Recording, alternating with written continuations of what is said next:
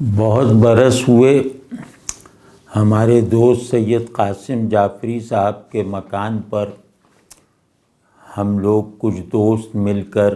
میر کو پڑھا کرتے تھے، اور قاسم جعفری صاحب ان نشستوں کی ریکارڈنگ بھی کیا کرتے تھے، آڈیو ریکارڈنگ۔ تو اس میں ہم کیونکہ ترتیب سے کلیات میر کا مطالعہ کر رہے تھے، تو پہلی 5-6 غزلیں مکمل ہو گئی تھیں، ان پہ گفتگو ہم نے پوری کر لی تھی، لیکن پھر کسی وجہ سے وہ نشست جاری نہ رہ سکی۔ اس کے بعد قاسم جعفری صاحب نے انہی ریکارڈنگز کو سرحان میر کا عنوان دے کر محفوظ کر لیا، اور غالباً کہیں کسی جگہ پہ اپلوڈ بھی کر دیا۔ تو بعد میں مجھے خیال آیا کہ وہ کیونکہ 2-4 دوست مل کے جو بہت سمجھدار اور باذوق تھے،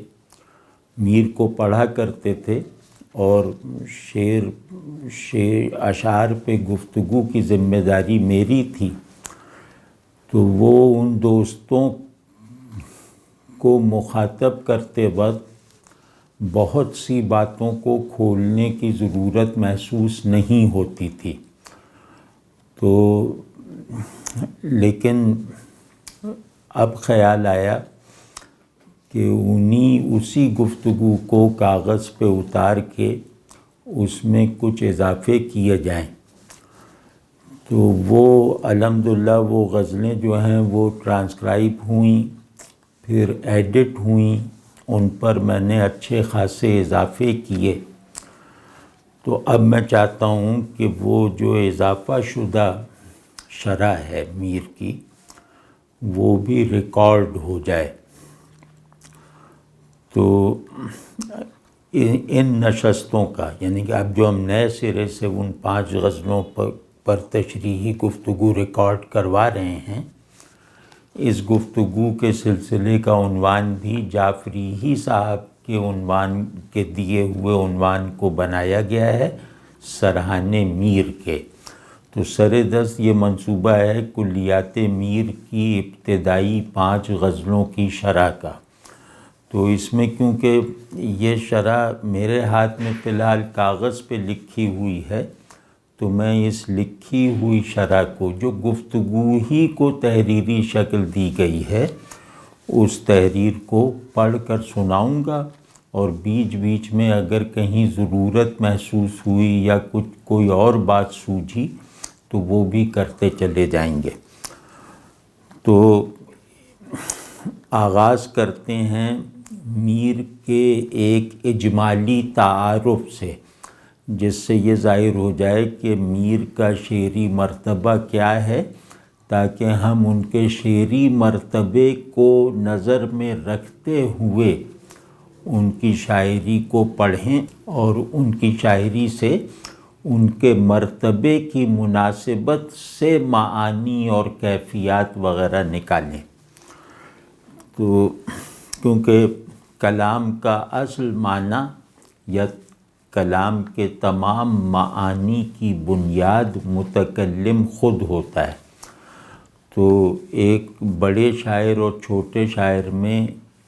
کچھ الفاظ مشترک ہوں تو چھوٹے شاعر کی رعایت سے انہی لفظوں کا مطلب ایک چھوٹی اور ابتدائی سطح پر اخذ کیا جاتا ہے، لیکن وہی لفظ کسی بڑے شاعر کے یہاں استعمال ہوں تو پھر انہی لفظوں کے معانی اس بڑے شاعر کی رعایت اور نسبت سے طے کیے جاتے ہیں، اخذ کیے جاتے ہیں۔ تو اس لیے ضروری ہے کہ ہمیں معلوم ہو کہ ہم کس درجے کے شاعر کی غزلوں پر گفتگو کرنے بیٹھے ہیں۔ تو اب میں وہ پڑھنا شروع کرتا ہوں کہ میر ایسے شاعر ہیں جن کے تعارف کا پہلا فقرہ ہی طے شدہ ہے، اور وہ یہ کہ میر اپنی زبان کے سب سے بڑے شاعر ہیں، بلکہ اردو کے تمام بڑے شعراء کے مقابلے میں بھی یہ یعنی میر بہت زیادہ فرق کے ساتھ عظیم تر شاعر ہیں۔ مطلب ان کی بڑائی کا موازنہ اگر دوسرے مسلمہ طور پر بڑے شعراء کے ساتھ کیا جائے تو ان کا پلڑا بہت زیادہ مبالغے کے ساتھ، بہت زیادہ فرق کے ساتھ بھاری نظر آتا ہے۔ تو ان کی بڑائی کے کئی پہلو ہیں۔ تو مثال کے طور پر میر حافظ کے ہم پلہ ہیں، اور بعض پہلوؤں سے تو حافظ کے مقابلے میں بھی زیادہ مکمل شاعر ہیں، کیونکہ فارسی زبان کی تعمیر و تشکیل میں حافظ کا کوئی خاص حصہ نہیں ہے، لیکن اردو زبان کو اندر باہر سے بنانے اور سنوارنے میں میر کا حصہ غالباً کسی بھی دوسرے شخص سے زیادہ ہے۔ بہت سے بڑے شعراء ہیں جن کی بڑائی کو مانتے ہوئے بھی انہیں مکمل شاعر نہیں کہا جا سکتا، لیکن میر کا مکمل شاعر ہونا ان کی شاعرانہ عظمت کے بڑے اسباب میں سے ایک سبب ہے۔ تو اگر یہ دیکھنا ہو کہ فلاں شاعر بلکہ فلاں بڑا شاعر مکمل شاعر ہے یا نہیں، تو اس کی شاعری میں کچھ سوالات کے جواب ڈھونڈنے چاہیے۔ یہاں یہ واضح رہے کہ بہت سے بڑے شاعر ہیں جن کو ہم اس پس منظر میں، اس سیاق و سباق میں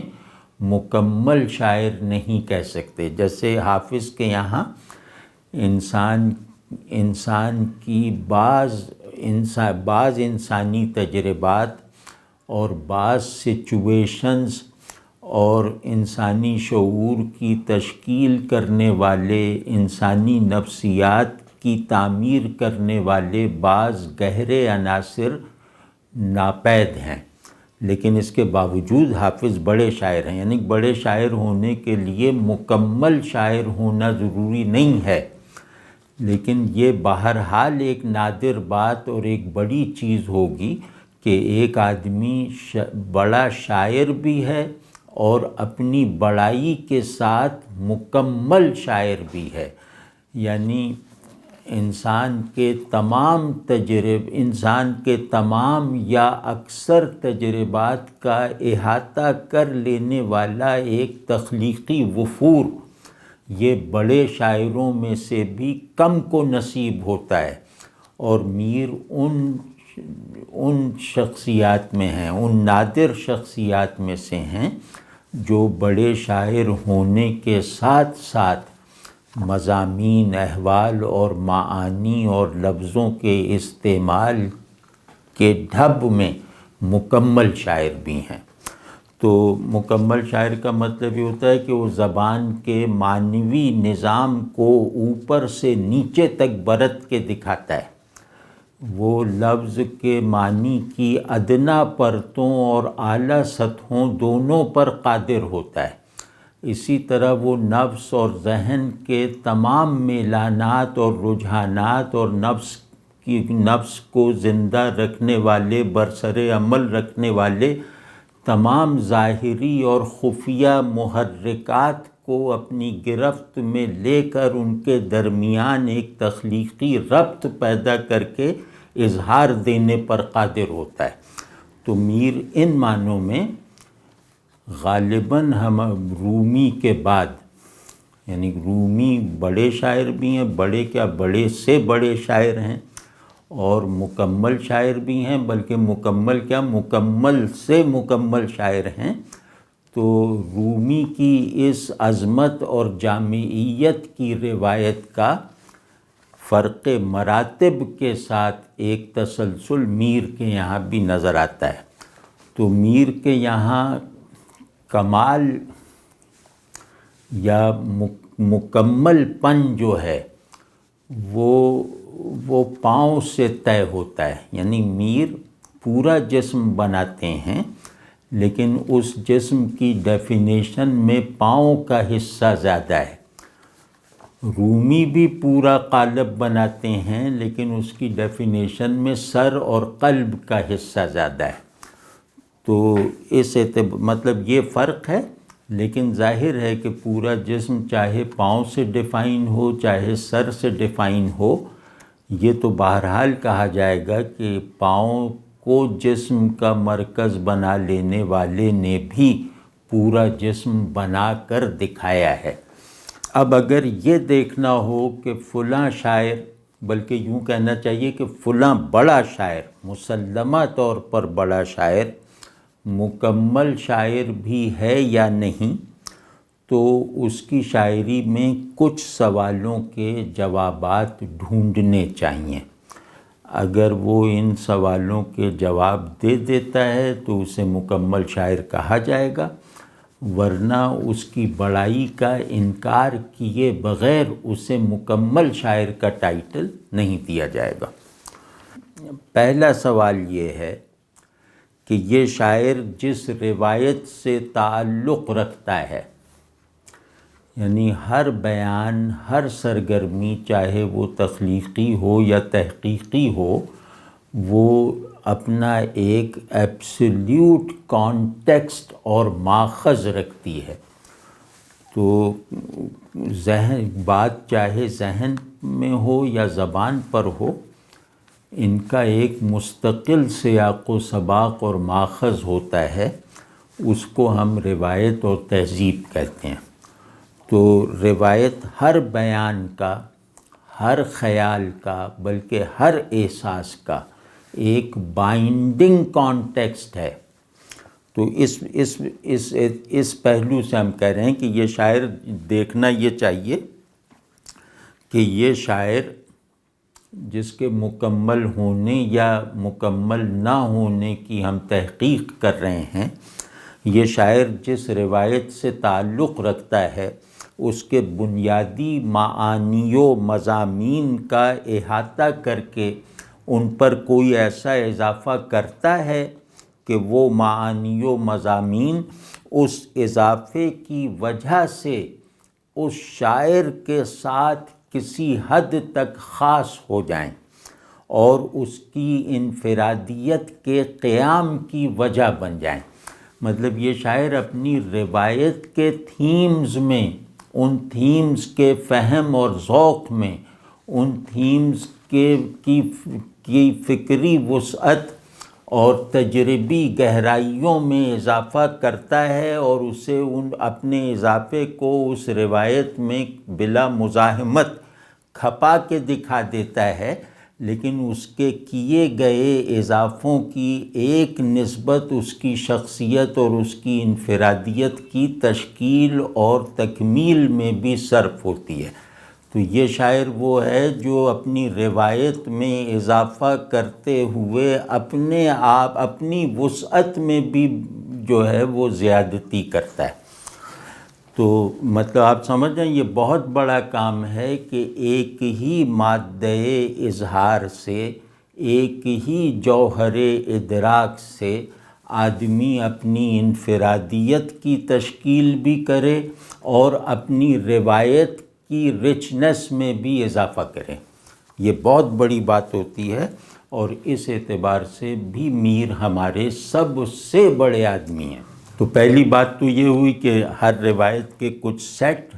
اسٹینڈرڈ تھیمز ہوتے ہیں، تو یہ شاعر ان تھیمز کی فہرست میں اضافہ کرتا ہے، اور یہ شاعر ان تھیمز کے معانی اور ان کی تاثیرات میں اور ان کے گرد، مطلب ان کی تاثیرات میں اس طرح اضافہ کرتا ہے کہ ان کی مرکزیت برقرار رکھتے ہوئے ان کے گرد نئے نئے دائرے بنا کے دکھا دیتا ہے۔ تو یہ دیکھنا چاہیے۔ اور نمبر 2، ہمارے استاد سلیم احمد نے اردو تنقید میں ایک اصطلاح متعارف کروائی ہے، وہ اصطلاح ہے پورا آدمی۔ تو اس پہلو سے دیکھیں تو اس شاعر کے یہاں یہ بھی دیکھنا چاہیے کہ اس کے یہاں پورے آدمی کا اظہار ملتا ہے یا نہیں، یعنی اس کی تہذیب کے آفاقی پھیلاؤ میں تنوع اور اضافہ اس کی شاعری سے ہوتا ہے یا نہیں، اور اس کی تہذیب کی انفسی گہرائیوں میں بھی یہ کچھ گہرائیاں اور کچھ تہداریاں نئی بڑھاتا ہے یا نہیں۔ تو آدمی یعنی پورا آدمی جو ہے وہ پوری تہذیب کا انٹرنلائزڈ ورژن ہے، تو یہ صرف تہذیب ہی کو نہیں بلکہ پورے آدمی کو بھی اس کی متعین تعریف کے ساتھ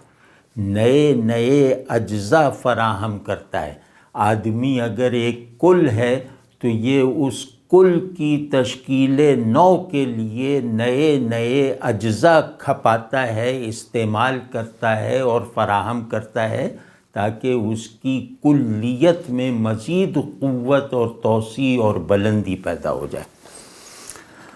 تو دوسری بات یہ دیکھنی کہ اس کے یہاں پوری روایت کا ایک اضافہ پذیر اظہار ہے یا نہیں، اسی طرح اس کے یہاں پورے آدمی کا ایک توسیع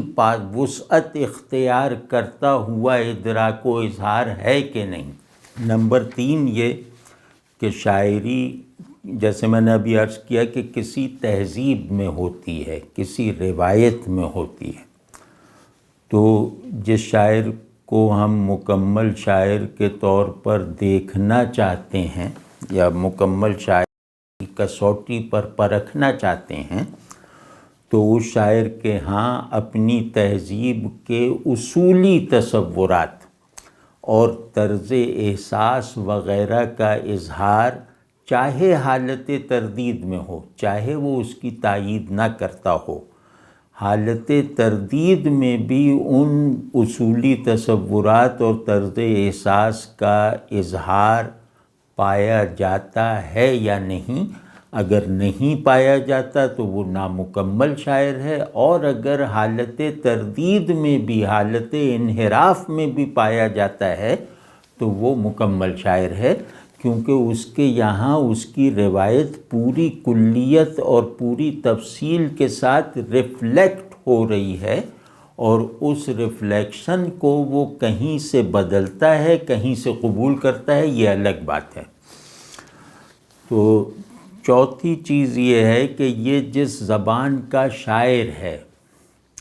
اس زبان کے نظام لفظ و معنی پر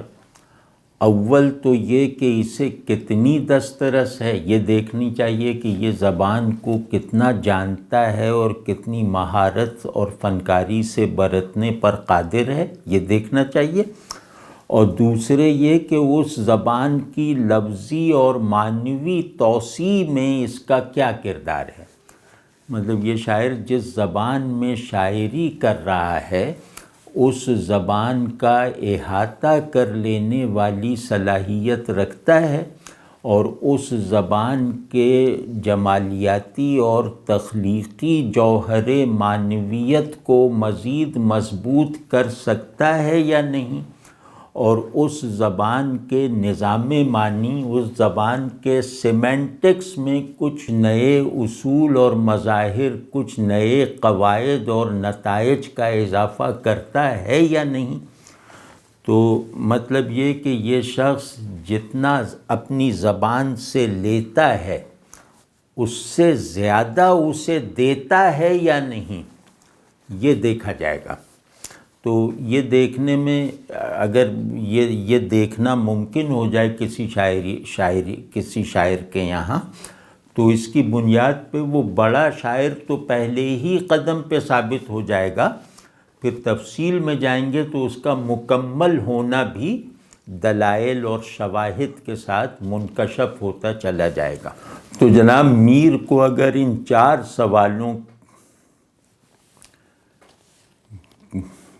سوالوں کی روشنی میں دیکھا جائے تو ممکن ہی نہیں ہے کہ یہ بات پوری طرح واضح نہ ہو جائے کہ اردو میں میر کے سوا کوئی شاعر نہیں جس کی شاعری ان چاروں سوالات کے شافی جواب دے سکتی ہو، بلکہ سوال میں جو مکمل ہونے کا ایک تصور کار فرما ہے، اس کا جواب مکمل ہونے کے اس تصور سے بڑھ کر مکمل ہونا دکھا دیتا ہے۔ یعنی ہمیں کسی شاعر سے مکمل ہونے کی جتنی طلب ہے میر کے سامنے رکھیں تو میر اس طلب کو، اس ضرورت کو اس کی سماعی اور سحار سے زیادہ پوری کر دیتے۔ تو ہم مکمل ہونے کا جو تصور اور مطالبہ لے کر میر کو دیکھتے ہیں، میر کا مکمل پن اس تصور اور طلب سے بھی زیادہ ہے۔ مطلب یہ میر کی ایک ایسی بات ہے جس کو شعر کی دنیا میں بڑی کرامت شمار کیا جا سکتا ہے۔ مثلاً میر صاحب نے زبان کی تکنیکی، لفظی اور معنوی سطحوں پر جو نئے اسٹرکچرز بنائے ہیں وہ ایسے ہیں کہ بعد میں آنے والوں کے لیے ان پر اضافہ کرنا تو دور کی بات ہے، انہیں برقرار رکھنا بھی محال ہو گیا۔ تو میر کے لسانیاتی کارنامے اتنی باریکی، نفاست اور گہرائی کے ساتھ ہیں کہ ان کی طرف ان کے ہم عصروں اور بعد میں آنے والوں کی نظر ہی نہ جا سکی۔ مطلب یہ ایک عجیب بات ہے کہ میر جس ماحول میں رہتے تھے وہ فہم شعر کا بہترین ماحول تھا۔ مطلب اس ماحول میں رہنے والے اکثر لوگ جانتے تھے کہ کم از کم اتنا انتہائی کمال پہ پہنچ کر جانتے تھے کہ فن شعر کیا ہوتا ہے، شعر کے تکنیکی محاسن کیا ہوتے ہیں۔ تو اتنی کوالیفائڈ آڈینس بھی میر کے تکنیکی اور فنی کارناموں کو گرفت میں نہ لا سکی۔ اگر آپ اس زمانے کے تذکرے وغیرہ پڑھیں تو آپ کو اندازہ ہوگا کہ میر کا جو فنی کمال ہے وہ ان لوگوں کی گرفت میں بھی نہیں آ سکا جو فن کو اس کی تمام تفصیل کے ساتھ آج کے تمام لوگوں سے کہیں زیادہ جانتے تھے۔ تو اسی لیے میر کی صناعی اور فنکاری کے مطالعے کی روایت ہمارے یہاں جڑ نہ پکڑ سکی۔ تو اللہ شمس الرحمن صاحب فاروقی کو خوش رکھے، انہوں نے اپنی کتاب شعر شورانگیز میں، جو میر کی شاعری کا ایک اچھا انتخاب بھی ہے اور منتخب اشعار کی ایک اچھی شرح بھی ہے، اور اس میں بہت زیادہ قیمتی بات، یعنی کچھ باتیں بہت قیمتی ہیں، ان کچھ باتوں میں سے ایک انتہائی قیمتی بات یہ ہے کہ انہوں نے میر کی عظمت کے فنی اسباب غالباً پہلی مرتبہ فراہم کر دیے کہ میر فن اور تکنیک اور زباں دانی اور لفظ شناسی کے معیار پر بھی اردو کے تمام شاعروں سے کتنا آگے ہے۔ یہ اگر شمس الرحمن فاروقی متوجہ نہ ہوتے تو میر کا حقیقی سبب عظمت ہم سے شاید آج بھی اوجھل رہ جاتا، اور ہم جو میر کی شرح کریں گے وہ شرح بھی اصل میں شعر شورانگیز کے انداز تجزیہ اور اسلوب تشریح کی تقلید ہے۔ تو فاروقی صاحب نے اردو تنقید کے یعنی بڑی شاعری کو دیکھنے کے لیے اردو تنقید کی جو پسماندگی اور افلاس تھا اس کا ازالہ کر دیا، اور میری رائے میں تنقید شعر میں فاروقی صاحب نے تنقید شعر کی جیسی روایت ہمارے یہاں ہے اس میں فاروقی صاحب نے وہ جیسے سر کے بل کھڑی تھی اسے پاؤں کے بل کھڑا کر دیا، اور ان کا کام مطلب بہت ہی مرکزی اور امتیازی حیثیت کا حامل ہے، خصوصاً شعر شورانگیز، اور اس کے علاوہ بھی جہاں انہوں نے غالب وغیرہ پہ کام کیا ہے تو انہوں نے گویا یہ سکھایا ہے کہ شعر کو پڑھنا کس طرح چاہیے۔ تو بہرحال تو فاروقی صاحب نے مطلب شعر شورانگیز میں، جیسا کہ میں نے عرض کیا، کہ ہماری غفلت اور نااہلی کا ازالہ کرنے کی اپنے بس بھر ایک منظم کوشش کی، اور میر کی شعری عظمت کے فنی اسباب کو شاید پہلی مرتبہ ہمارے سامنے رکھا، اور تنقید ہی نہیں، میر کی پیروی کے دعوے کے ساتھ وجود میں آنے والی شاعری میں بھی میر کی سی قدرت کلام اور دقت اظہار کے معمولی عناصر بھی منتقل نہ ہو سکے، اور ظاہر ہے کہ عقاب کی پرواز کی روایت چڑیاں نہیں نبھا سکتیں، تو میر ان معنوں میں بہت اکیلے ہیں۔ اس سب سے زیادہ تنہا وہ ہوتا ہے جو سب کا احاطہ کیے ہوئے ہو، یعنی سب اس میں سمائے ہوئے ہوں، پھر وہ سب میں تنہا ہے۔ یہ تنہائی بڑے آدمی کی تنہائی ہوتی ہے۔ تو انسان جس دنیا میں رہتا ہے وہ شعور و وجود کے قطبین پر قائم ہے۔ میں تھوڑا سا ایک اور پہلو سے کر رہا ہوں تاکہ میر کے معنوی نظام اور ان کے تکنیکی در و بست میں ایک زندہ ربط سامنے آ سکے۔ تو مطلب یہ جو جس دنیا میں ہم رہتے ہیں یہ اپنی کلی ساخت میں شعور و وجود کے قطبین پر قائم ہے، اور آبجیکٹ اور سبجیکٹ کے رشتوں اور نسبتوں پر چلنے والی دنیا ہے۔ تو آبجیکٹ جو ہے وہ شے ہے، یعنی شعور جس کو اپنا موضوع بنائے وہ آبجیکٹ ہے، تو اور سبجیکٹ کا مطلب میں، انا، اور مرادی مطلب ہے ذہن۔ تو یعنی میں اور شے، ذہن اور اس کا آبجیکٹ، یہ گویا اس دنیا میں، یہ اس دنیا کا پورا نظام ہے، یہ اس دنیا کے پولز ہیں۔ یہ دنیا موجود کی حیثیت سے بھی انہی پولز میں ہے اور معلوم کے اعتبار سے بھی انہی قطبین میں ہے۔ تو انسان جو ہے وہ خود ایک سرگرمی ہے، اور اس سرگرمی کا پورا دائرہ سبجیکٹ اور آبجیکٹ کی مستقل یا عارضی نسبتوں سے بنا ہے۔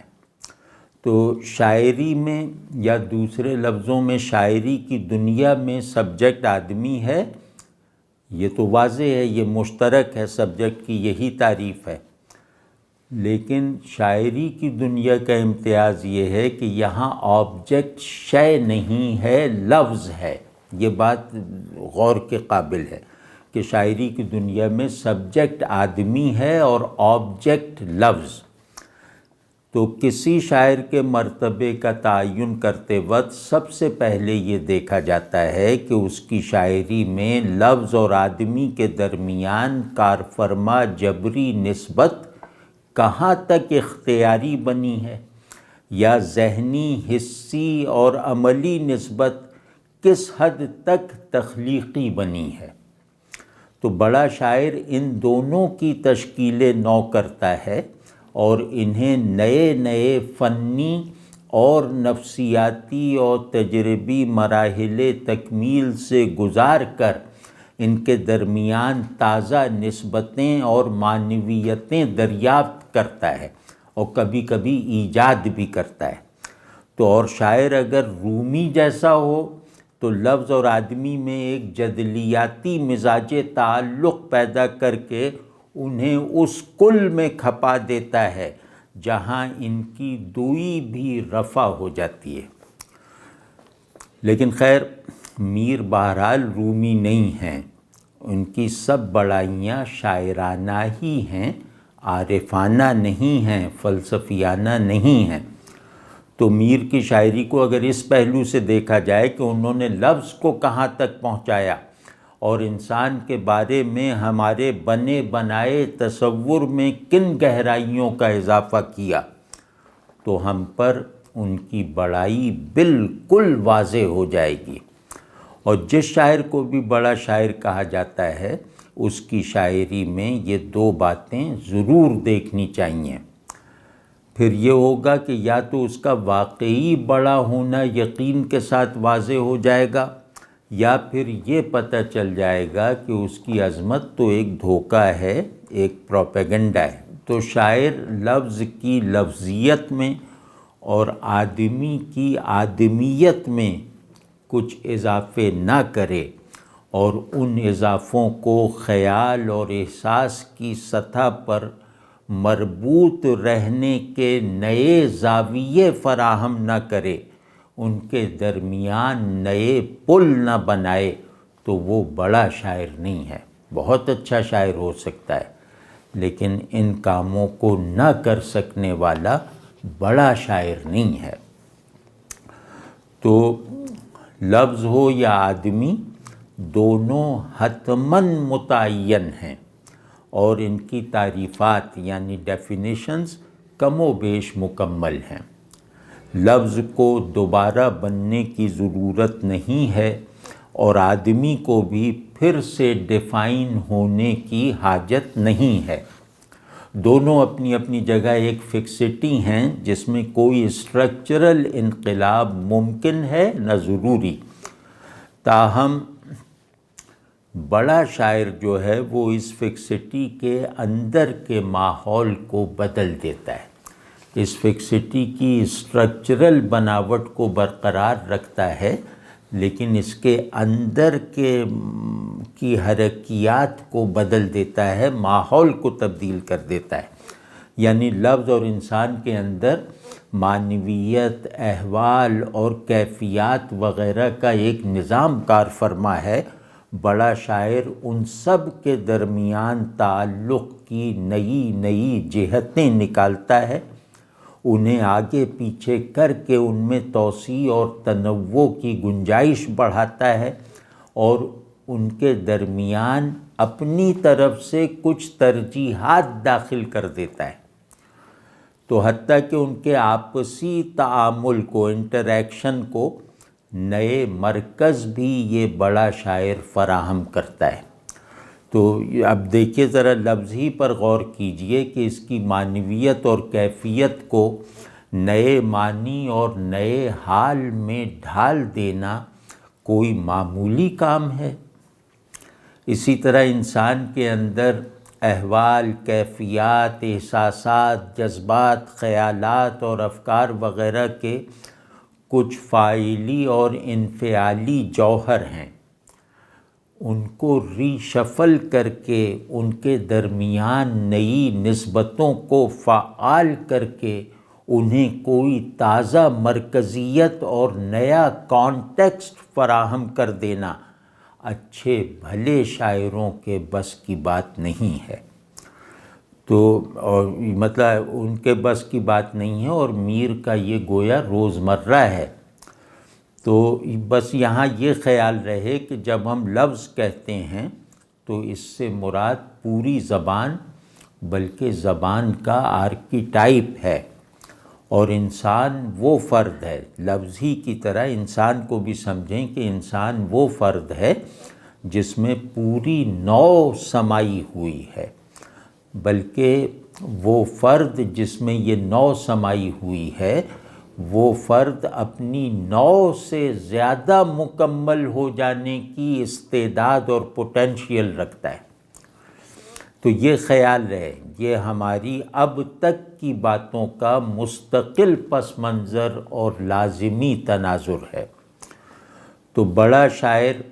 انسان کی نو پر وارد ہونے والی مسلمہ تعریف کو محض میکانیکی اور صرف تصوری نہیں رہنے دیتا۔ یہ غور طلب بات ہے کہ وہ انسان کی مسلمہ ڈیفینیشن کو محض میکانیکی اور فقط تصوری نہیں رہنے دیتا، اسے انفرادی اور شخصی بھی بنا دیتا ہے۔ اس سطح پر اردو شاعری میں میر کے سوا کسی کا گزر نہیں۔ یہ شاعری کی زمین پر بلند ترین مینار بنانے کا گارہ ہے جو ہماری شاعری میں صرف ایک مینار کی تعمیر میں پوری طرح صرف ہوا، اور وہ ہے میر کی شاعری۔ مطلب یہ دیکھیے کہ میر کی بڑائی کا یہ عالم ہے کہ آپ کسی بڑے اردو شاعر کا، اردو ہی نہیں فارسی بڑے شاعر کا بھی میر کے ساتھ موازنہ کرنے کی کوشش کریں گے تو اکثر بڑے شاعروں کی عظمت مشتبہ ہو جائے گی۔ میر سے موازنہ کوالیفائی کرنے کے لیے یوں کہہ لیں کہ حافظ اور نظیری ہونا ضروری ہے۔ تو جناب یہ ہیں وہ صاحب جن کا کچھ کلام پڑھنے کی ہم کوشش کریں گے، مگر پہلے یاد دہانی کے لیے عرض کر رہا ہوں کہ یہ بات ذہن میں رہنی چاہیے کہ یہ وہ آدمی ہے جس نے لفظوں کی مسیحائی کی ہے اور اس کے ساتھ ساتھ آدمیت کے بہت سے معطل اور نظر انداز شدہ حصوں کی بیداری کا سامان بھی کیا ہے۔ میر وہ شاعر ہے جس کے لمس اظہار سے مردہ لفظ زندہ ہو جاتا ہے اور زندہ لفظ ایک طرح کی ہمیشگی اختیار کر لیتا ہے۔ اور دوسری طرف آپ دیکھیں تو صاف نظر آئے گا کہ ہمارے عقائد و نظریات، خیالات و افکار ہمیں گویا ہمارے مکان کی آخری منزل تک محدود رکھتے ہیں۔ ان کی وجہ سے ہم اس گھر کی نچلی منزلوں سے لا تعلق رہ جاتے ہیں۔ گھر ہمارا ہی ہے لیکن ہم اوپری منزلوں تک محدود رہنے کی وجہ سے اس کے تہخانے اور گراؤنڈ فلور سے لا تعلق اور بے خبر اور غیر متاثر رہ جاتے ہیں۔ تو میر نے آ کر دکھایا کہ اس کثیر المنزلہ عمارت کا، یعنی جو میری شخصیت، میرا وجود، آدمیت کی کثیر المنزلہ عمارت کا تہخانہ بھی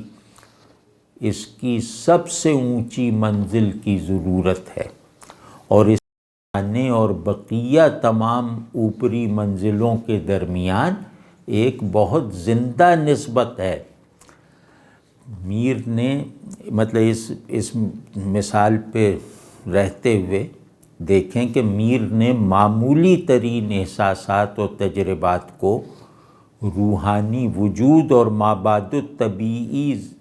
رجحان رکھنے والے ذہن میں راسخ تخیلات، افکار، نظریات اور جذبات و احساسات سے متعلق کر دکھایا، یعنی ادنا اور اعلیٰ میں آرگینک ربط پیدا کر کے دکھا دیا۔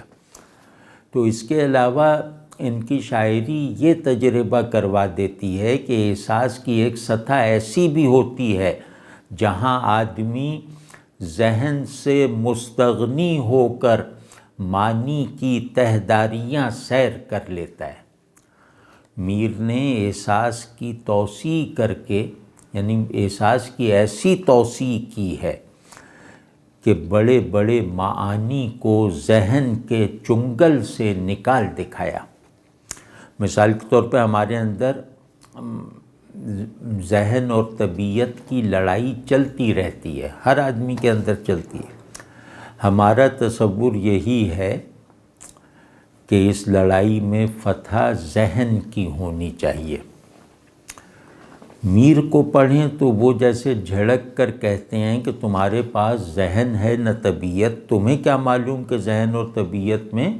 صرف لڑائی کا تعلق نہیں ہے، بلکہ کچھ مراحل ایسے آتے ہیں جہاں طبیعت ذہن کی دستگیری کرتی ہے۔ ذہن کو جس حالت حضور کی تمنا ہے اور جسے ذہن خود سے حاصل نہیں کر سکتا، ذہن کی یہ آرزو طبیعت پوری کر کے دکھاتی ہے، یا یہ آرزو ذہن طبیعت کی امداد کے بغیر پوری نہیں کر سکتا، آرزوئے حضور۔ تو میر کی شاعری میں طبیعت اپنے پورے وفور کے ساتھ ذہن کی اسی تمنا یعنی تمنائے حضور کی تکمیل، ارج فار پریزنس کی تکمیل کرتی ہے۔ تو طبیعت تو آپ سمجھتے ہیں نا، جبلت اور احساس کا مجموعہ۔ تو میر کو پڑھتے وقت کم از کم مجھے تو اس اصولی بات کی یاد دہانی ہوتی رہتی ہے کہ شعور یعنی ذہنی اور وجودی دونوں حالتوں میں شعور ایک مادہ حضور ہے اور ایک مادہ غیاب ہے، بلکہ زیادہ صحیح لفظوں میں کہیں تو شعور اپنی ہر حالت میں، اپنی ہر ڈیفینیشن میں دو چیزوں سے مل کر بنا ہے، ایک حضور اور ایک غیاب، یعنی اس کی تعمیر مادہ حضور اور مادہ غیاب کے تال میل سے ہوئی ہے۔ تو وجود کے بھی مطلب شعور کی طرح وجود کے بھی یہی دو اصول ہیں، ظاہر ہے مگر مخفی بھی، اور حاضر ہے مگر غائب بھی۔ تو طبیعت یعنی حس و احساس کی شمولیت کے بغیر شعور کی استعداد حضور بیدار نہیں ہوتی۔ میر اپنے کلیات کے تقریباً ہر صفحے پر پڑھنے والے کو یہ مشاہدہ کروا دیتے ہیں کہ احساس کس طرح ذہن کی کفالت کرتا ہے، اور یوں کہیں کہ طبیعت یہ دکھا دیتے ہیں میر کہ طبیعت کتنی گہرائی کے ساتھ ذہن پر چھائی ہوئی دھند کو صاف کر دیتی ہے۔ یعنی ذہن پر چھائی ہوئی دھند جو ہے وہ حضوری سے محرومی کا ماحول ہے نا، تو وہ دھند طبیعت کے زور سے چھٹ جائے تو ذہن کی آنکھیں کو کچھ دیکھنے کے لائق ہو جاتی ہیں۔ تو طبیعت اگر ذہن کی کمک پر نہ ہو تو ذہن کی آنکھوں میں موتیا اتر سکتا ہے، یہ یاد رکھیے گا۔ یعنی کہ طبیعت سے ذہن کی تکمیل کے بعض مراحل کو طے ہوتے ہوئے دکھانا یہ بہت بڑی بات ہے، بہت ہی بڑی بات۔ تو لیکن یہ بات وہ لوگ کہاں سے سمجھیں گے جو فکر و خیال وغیرہ کو پالش کر کر کے ان میں چکا چوند پیدا کرنے کی مصنوعی کوشش کرتے ہیں۔ لیکن ان کاریگروں کے ہجوم میں اگر دیکھیں تو میر ایک طرف کھڑے ہوئے بڑے بڑے تخیلات و تصورات کو احساس کی کائنات کے ایک گوشے میں صرف کر کے دکھا رہے ہیں،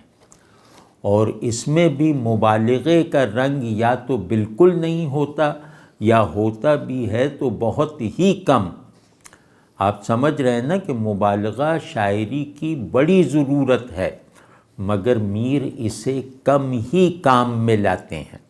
وہ اپنی باتوں کو قاری کے لیے بے تکلفی کے ساتھ لائق تجربہ بنا دیتے ہیں،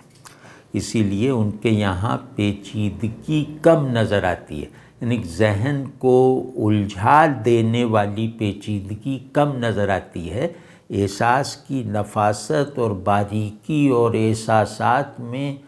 طرح طرح سے کارفرما نسبتیں میر کے یہاں بہت ہیں، لیکن ذہن کو مشکل میں ڈال دینے والے مضامین نہیں ہیں یا کم ہیں۔ تو اس میں کہہ رہے ہیں کہ ان کے یہاں پیچیدگی کم نظر آتی ہے۔ یوں محسوس ہوتا ہے کہ ہمارے احوال اب تک ادھورے تھے، میر ان کی تکمیل کر رہے ہیں، ان میں پورا پن پیدا کر رہے ہیں، اور یہ سارا کام وہ ایک بہت زندہ بے تکلف اور فطری ڈھب سے کر رہے ہیں، یعنی تھیوری بنا کر نہیں کر رہے، بلکہ مطلب یہ کہ اپنے ایکسپیرینس کے حدود کو وسعت اور گہرائی دے کر اپنے قاری میں بھی ایکسپیرینس ہی کے طور پر منتقل کر دینے والی قدرت کے ساتھ کر رہے ہیں۔ آپ سمجھے نا کہ یہ انسان کی بڑی آرزو ہے کہ وہ خیال کو تجربہ کر لے، علم یقین کو عین یقین بنا لے۔ تو اس آرزو کا ایک تو پیدا ہونا ہی بڑی بات ہے، اور پھر اس آرزو کو پورا کرنا تو بہت ہی بڑی چیز ہے۔ اس کے لیے ایک شدت احساس درکار ہے، یعنی علم الیقین عین الیقین بن جائے، خیال تجربے میں ڈھل جائے۔ اس مقصد کی تکمیل کے لیے ایک شدت احساس درکار ہے، ایسی شدت احساس جس سے ذہن بھی سیراب ہو جاتا ہے، اور سب سے بڑھ کر سب سے کمال کی بات یہ ہے کہ یہیں شعور اور وجود کی اس عینیت یعنی آئیڈینٹی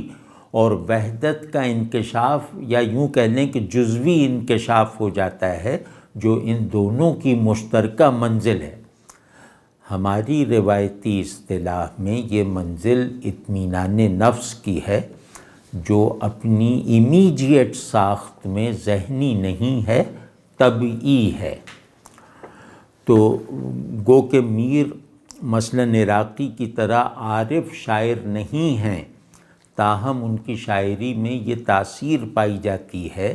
کہ اس کے اثر سے حقائق اور معانی کا ذہنی پن کمزور پڑ سکتا ہے، اور حقائق کو اطمینان کے حالی تناظر سے محسوسات کی رو میں داخل ہونے کا راستہ کھلتا ہوا دکھائی دے سکتا ہے۔ تو اس بات کی ذرا اور وضاحت کر دوں کہ ٹی ایس ایلیٹ کی اصطلاح میں میر مابعد الطبیعی شاعر نہیں ہیں، یعنی ٹی ایس ایلیٹ جس شاعر کو مابعد الطبیعی شاعر کہتا ہے، میر مابعد الطبیعی شاعر نہیں ہیں۔ ان کی شاعری ہرگز عرفانی نہیں ہے کہ حقائق کا ذہنی یا قلبی حضور فراہم کر سکے۔ ان کا آدمی بھی کسی حقیقت جامعہ کا مظہر نہیں، بلکہ محض ایک تہذیبی اور نفسیاتی وجود ہے، جس کی گراوٹ اور کمزوری بھی میر کے نزدیک قیمتی اور بامانی ہے۔ لیکن اس گوشت پوست کے عام آدمی کو بھی میر مابعد الطبیعی سیاق و سباق رکھنے والے تصور انسان کے مقابلے میں رکھنے کے میلان کے باوجود